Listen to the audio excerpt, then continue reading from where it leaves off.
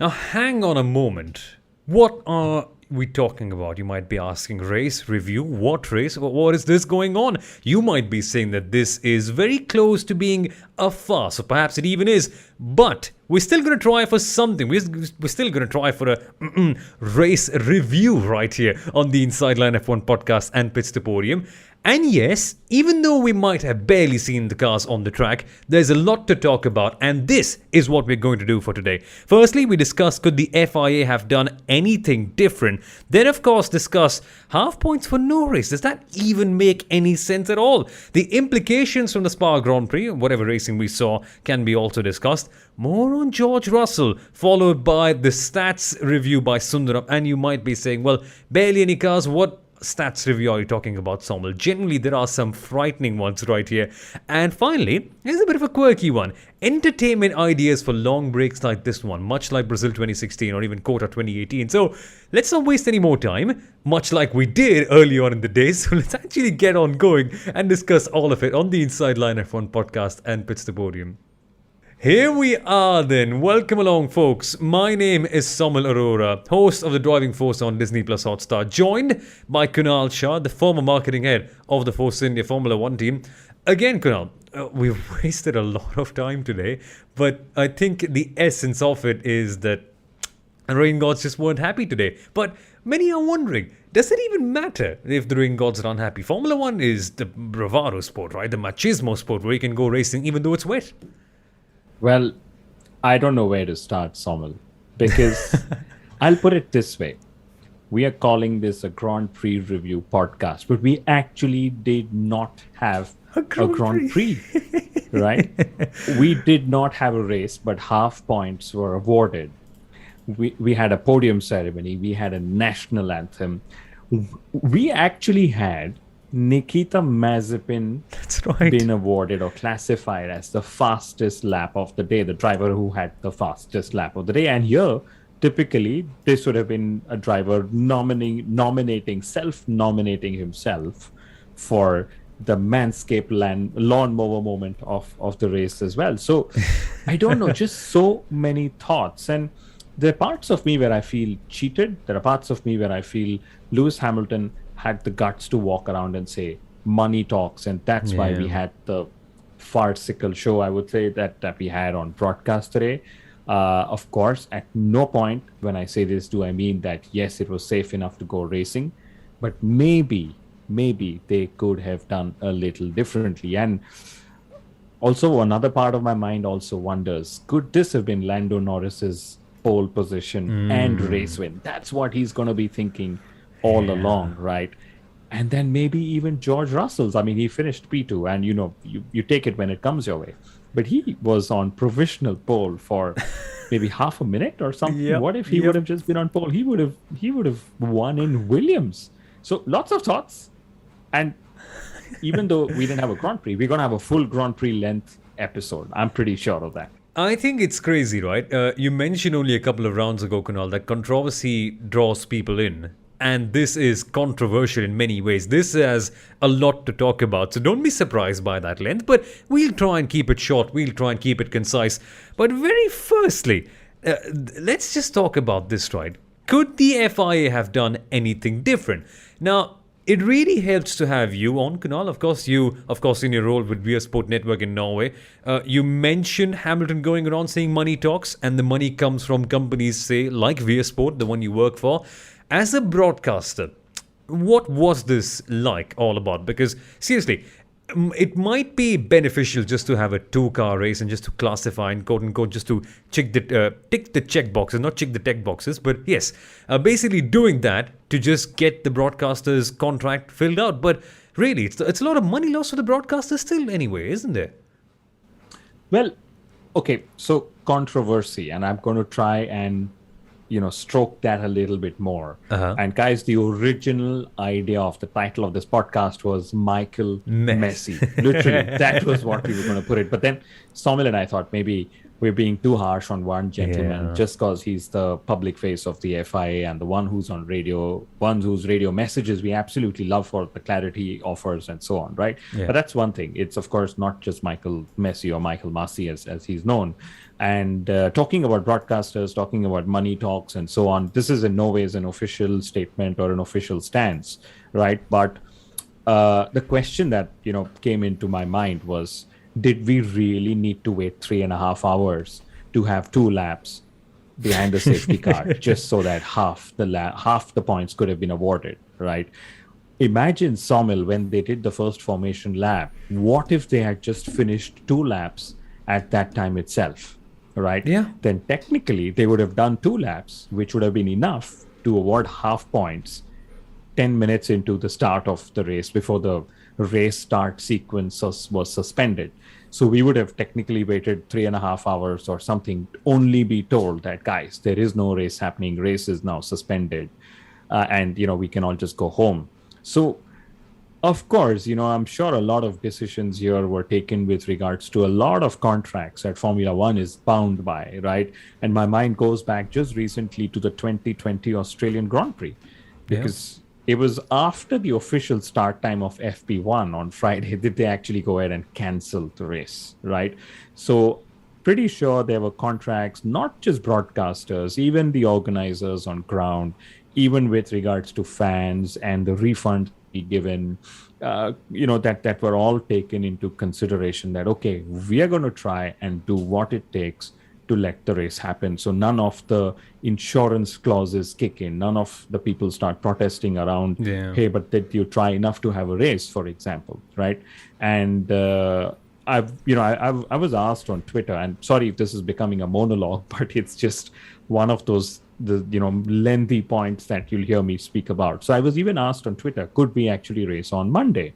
And the truth is, we've seen races happen on Monday in the past. We've seen races happen on Saturday in the past, right? But we are in such a hyper-connected world, right, that for the race to happen on a Monday, there are so many millions of factors to come into play, apart from the fact that Sunfoot is, less than 5 days away. So, of course, one of the things that came up was, would marshals be available? Yeah. But not just that. What about fans who turn around and say, hey, I've paid money for a Sunday. Why are you giving me the race on a Monday? What about the fact that, I traveled to the Belgian Grand Prix. I've been there for the last 3 years. You check out on the Sunday and then you go to the race, and after the race, you fly back home. So lots of logistical considerations behind which even having a full race on Monday probably did not fructify, right? And I would have loved to see a Grand Prix on a Monday, on a weekday, to see how that impacts things. And again, imagine the broadcasters itself. Suddenly you are told, here's a live feed for the race for tomorrow at 3 p.m. Figure it out, right? So lots of decision making, and in the end, it was just probably like, let's blame it on the weather. Let's just go around and say, we tried. Let's have everyone see visually, we've tried, and then let's do it. So that's definitely where my stance somewhere is. So could the FIA have done differently? Maybe not. Maybe their hands are tied as well. But I don't think making fans wait 3.5 hours just to see 2 laps behind a safety car and then classify that as a Grand Prix and award half points for no race. Thank goodness Manchester United were 15 playing. minutes. Nah, you were fine. That was a good point, though.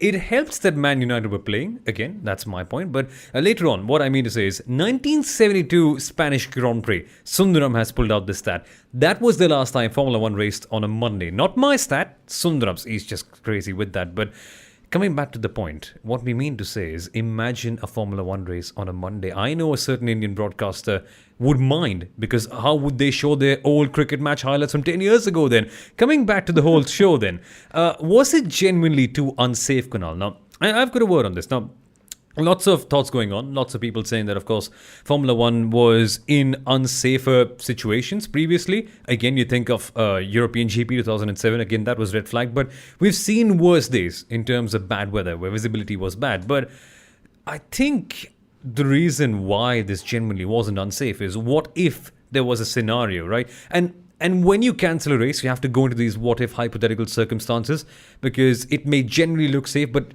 there is something that could really happen that could change things up. So imagine, Eau Rouge, you're going on top of it, there are puddles, there's a really wet track. What if somebody crashes over there, hits those barriers that we have seen are terrible at absorbing the impact? The tire barriers on the outside of Eau Rouge just give it back. Unfortunately, what happened with Jack Aitken was the same thing. What we saw in the W Series was the same thing. What we saw with Lando Norris was the same thing. And I hate to say this, but sadly, what happened with Antoine Hubert was also the same thing. It's wet, the visibility is limited. What if somebody comes in, blindly plows into your 300 kilometers per hour? That is a dangerous sight, Kunal. And it's these sort of hypothetical what-if circumstances that makes it unsafe to race. It's not just, okay, well, yeah, we've raced in tougher situations before. What if something happens like that? No, absolutely. At no point am I or you or anyone from our team turning around to say that, hey, the race could have gone on and it was safe enough to drive on. Yeah. There's no doubt that it was unsafe, right? It's more just to the fact that we probably knew at some point that maybe just they were going to run 2 laps behind the safety car and call this an end. And I don't think they should have waited. They could have waited, but they had to wait 3.5 hours to take that decision. And of course, the medical car, we saw Alan van der Merwe push. We saw him have some moments where he was wobbling around and going off track and so on, right? But anyway, it's done. What's done is done. Maybe the podcast now and the video we are doing is more entertaining than the race in itself. But that's where we suddenly are. And I have to put in a word here is the Pirelli tires, the extreme wets. Some drivers actually pointed out again saying that the extreme wets were slow and they're not capable of handling these extreme wet conditions. And in the past, that's one of the things that I've noticed at least in my opinion, we've had wetter races, right? Yeah.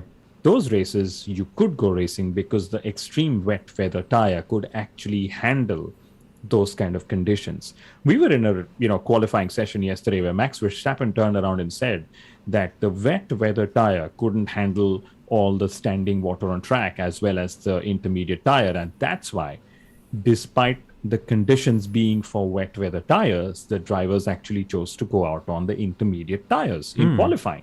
So a question here also has to be asked is, when will we get Pirelli to give us perfect wet weather tires to go racing on as well? Because remember, guys, that's also add to safety. If Pirelli are able to give tires that can race in such conditions, maybe we could have had a couple of laps of race. Of course, not denying the fact that even visibility was a challenge in the race today, not just the wet weather conditions. Do it like the 80s. Have individual tire manufacturers for each team. If you've got wet with the tires, you can go ahead and you can race. Just kidding. I know that isn't just practical at all. Let's not spend any more time on that. Let's ask another question that's genuinely been trending everywhere on Twitter. Half points for no race. Does this even make any sense? Now, there's this ad campaign by a chocolate company in India, which basically has the tagline, sometimes you've got to try and do nothing. George Russell has got a podium in the most George Russell format, Kunal. You just see shenanigans happening around him all the time where his teammate gets points first or something or the other happens, or when he's got a legitimate chance of winning the race, his pit stop cycle just ends up breaking off at Mercedes. Something or the other happens, but this is the most remarkable podium you could ever ask for, but still not ask for. I don't even get what's going on now. It was life's way of just rewarding George Russell for all the, all the tough races he's had at Williams, and for all the question marks about will he still be promoted or is he going to be stuck at Williams in 2022 as well. Maybe it was just life's way of, promoting, or life's way of telling George, here's a reward, just keep it. You deserve the podium at some point in Formula One, right? I'm going to just step back one more point because.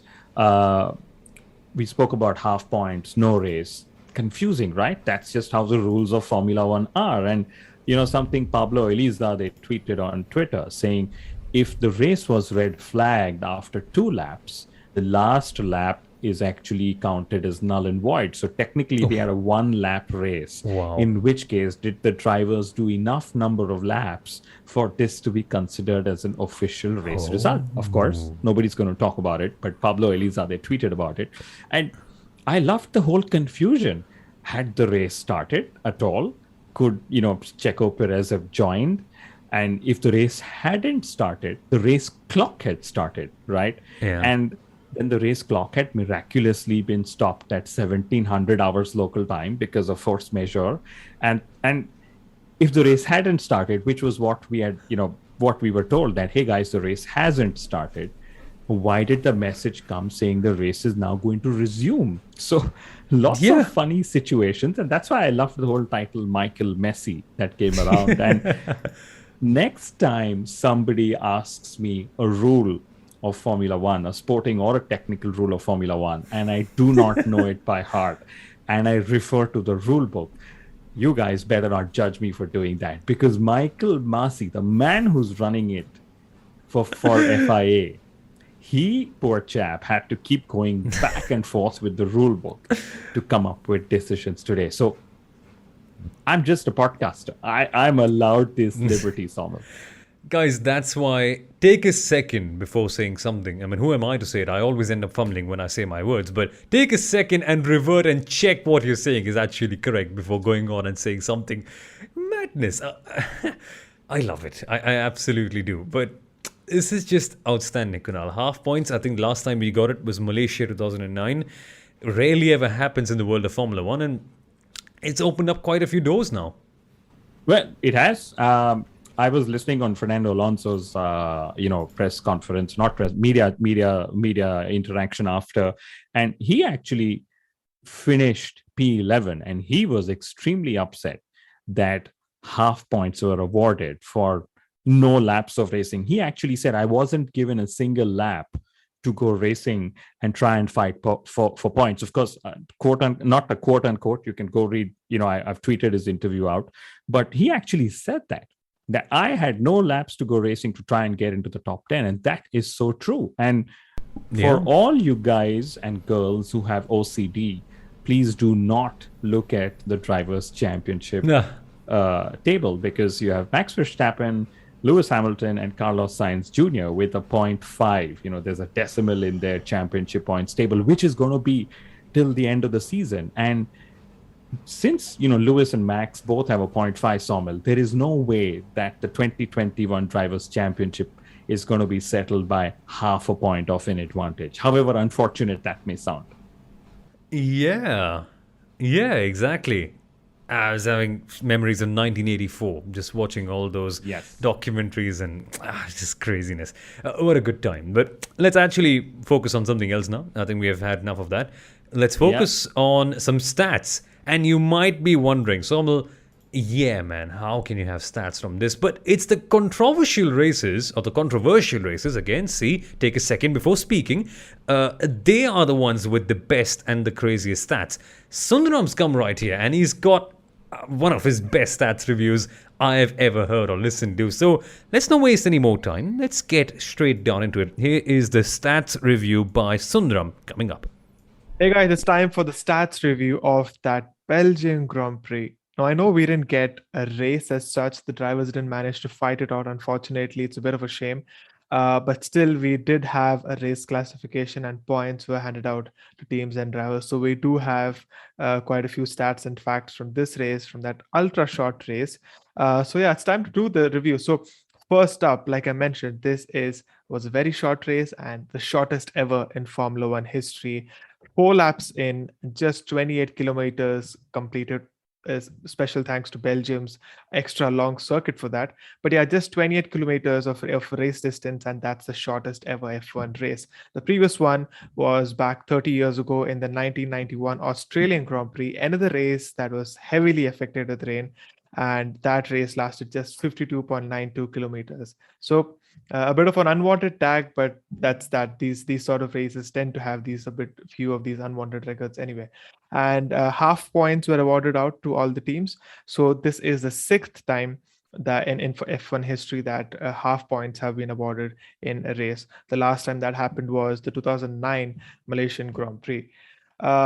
Max Verstappen was the race winner today. This is his 16th race victory in Formula One, and he is now tied with the great Sterling Moss to take the most race wins without ever winning the Drivers' Championship. Now, Sterling Moss was often called the best driver to never win a championship. I really hope Max Verstappen is not the best modern driver to never win a championship. So he's currently on 16 race wins, and hopefully he'll have quite a few this year as well.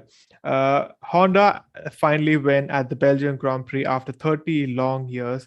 Now, something very interesting is that whenever they've won the Belgian Grand Prix as an engine supplier, their respective customer team has gone on to win the constructors title that year. So in 1986, it was Williams Honda that won in Belgium, and they were the constructors champions that year. And from 1988 to 1991, it was McLaren Honda who were victorious at the Belgian Grand Prix, and eventually they took the constructors title as well. Will Red Bull take that this year? I would like that. I would like that trend to continue. So let's see how that goes. All right, so let's talk about George Russell taking P2. I know everyone is celebrating his P2 finish today. I think he put in a splendid lap yesterday during qualifying. So this is Williams' first podium since the Azerbaijan Grand Prix in 2017, and this is their best race finish since 2014 in the Abu Dhabi Grand Prix. Now that race was a race with double points, and today's race was a race with half points. So a bit of a points multiplier going on with Williams whenever they take P2 recently. And very interestingly, George Russell has the same amount of P2 finishes this year as Valtteri Bottas. Yeah, they're pretty even Stevens there. And lastly, I would like to say that although I'm very, very happy for George Russell taking P2 today, and I think he's really, really deserved it. He has that potential. I'm just as gutted for Lando Norris because Sebastian Vettel was calling out for the red flag yesterday, and unfortunately it wasn't waved by the stewards. And unfortunately, Lando Norris crashed out, but he definitely had the pace to take pole yesterday. And if he was on pole, it would have been his victory today. And I very recently spoke about hoping to see Lando Norris on the top step of the podium. That could have happened today. But yeah, that's all in hindsight. But very happy for George Russell. And yes, that was the stats review of the Belgian Grand Prix. I'll catch you guys for the Dutch Grand Prix. I never thought that the record of the 1993 Australian GP would ever be broken, but here we are today. There's also such a fun point that Sundaram mentioned about Constructors' Championship. Honda's omens looking very good for this year for Red Bull Racing. We shall see. But Kunal, before we head off, there is a very fun point we have to discuss. It's more about entertainment ideas for long breaks like this. I know, it's a fun way to end, but I think we've had 3 such big breaks in the last 6-7 odd years. Why don't you go ahead first? What are the few ideas that you've got in mind of what we should do in breaks like this one? Wow. My mind is buzzing. I actually put out a tweet in the middle of all the 4 hours of waiting that we all did. Got lots of responses. So thank you everyone for sending responses. Specifically to Rana for all the love that she's showered for the work that we do on the podcast and for the Pits to Podium YouTube channel, Somil, right? So I asked saying, okay, there's a long break. Everyone's waiting to be entertained. There are no cars racing on track. Yeah. What is it that Formula One could do to keep us entertained? And this is more than just those, paper boats and those ducks and stuff that we've normally seen, the crew play around with in the pit lane. And it's easier to do that even it's Friday practice. But, in the race, everyone's just ready because, hey, the FIA gives you a 10-minute signal and boom, you're back in race mode, right? So some of the best ones that came my way is maybe let the drivers go have a bicycle race around since they're pretty much bicycling during a track walk. My favorite was just put Toto Wolff and Christian Horner in the boxing ring. Let them box it out with each other. There was another one which was just put Sebastian Vettel, give him a mic and tell him to speak about sustainability and environmental damage and so on, right? And then there was, another one. Since we are about Michael Messi, we should have just got Michael Messi to explain the rule book of Formula One without having the rule book in his hands, right? And one of the most attended sessions, in my view, would have been Raikkonen and Alonso actually narrating stories of their battles with the great Michael Schumacher. So lots of things, Somil. Do you have any ideas? Are you sure Raikkonen would have narrated? He was just like, yeah, I went side by side. And, There's that. Alonso would have had a good time. I can tell you this. I jotted down a couple. Alonso teaching us how not to cut a chicken. Lando and George Charles on F1 2021. I think we've seen that enough. That's a bit of a dull one. Romain Grosjean was around. Maybe Romain Grosjean showing us how to juggle with fire. That is one thing he's been pretty good at. Latifi showcasing his Nutella collection because apparently he's got quite a good one. And chocolate in Belgium is quite good, I've heard from my friends. So there's one thing. And finally, best for last, Gunther Steiner and Yuki Tsunoda having a swearing competition. Who wouldn't love to hear that? Again, not moms, not moms, or parents. You get the idea. I think I totally. That's unbeatable. That is. I was going to suggest something very blah, which is get the medical and the safety car drivers to just go race that's each a good other. idea, Two cars on track. I mean, it's always assumed that when those two cars are on track, it's safe enough for us to go racing. So just have the two cars that's safe enough. And then the most obvious one at the last that I was going to say was a lot of Formula One drivers have showcased musical talents. Lewis and Charles play the piano. I know Adrian Sutil has played the piano as well. Then they can just sort of start a boy band and start entertaining us. I know Eddie Jordan plays the drums. He always wanted to play the drums at the Force India gatherings that we had at the at the factory during the British Grand Prix. So lots of ideas. Thank you so much everyone for sending them in. And everyone just wanted to engage and entertain. And Samuel, actually a note of thanks for all all the fellow commentators and studio personnel, everyone involved in broadcast around the world, because it's easy for us to just keep looking at pictures and be like, something's going to happen, maybe go take a break. Then when the FIA shows a race control message saying update in 15 minutes, you go take a break. But people involved in broadcast were there for whole race duration. Most networks also having pre-race shows and pre-race programming that go. And everyone involved had just one duty: to keep having a fun chat, to keep fans engaged, entertained, and informed. So hats off to all you guys who keep commentating on races, even when there is no race. Exactly. What a job they've done. Again, you get paid to speak about the sport. You love it so much. It's a hard situation, I can tell you that. But that is some crazy stuff. And it's a good time to end. But you mentioned about drivers entertaining, about singing. Do this when you're free. Elio De Angelis, South African Grand Prix 1980, drivers strike. Not 80. 1 second. When did they have the strike? When Lauda was back. 1982 South African Grand Prix, Elio De Angelis. Read and you will love it. But that, folks, is it for us today right here for not the Belgium Grand Prix race review here on the Inside Line F1 podcast and Pitch the Podium. I hope you had a more fun time listening to this and watching this than watching the race. It's a given. But still, I hope you had a good time, folks. Thank you so much for watching. Thank you so much for listening. And thank you so much for being a part of this canal.